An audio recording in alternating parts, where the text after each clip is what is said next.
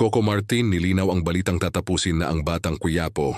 Nilinaw ni Coco na hindi pa matatapos ang kanyang pinagbibidahang teleserye na FPJ's Batang Quiapo matapos kumalat ang mga usap-usapan na posibleng magwakas.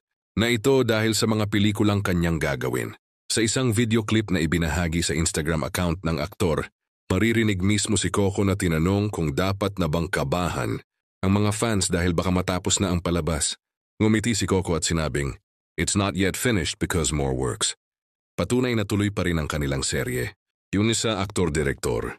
Marami pa silang trabaho at eksenang kailangang gawin kaya't dapat abangan pa ng mga manunood ang mga susunod na kaganapan sa Batang Quiapo.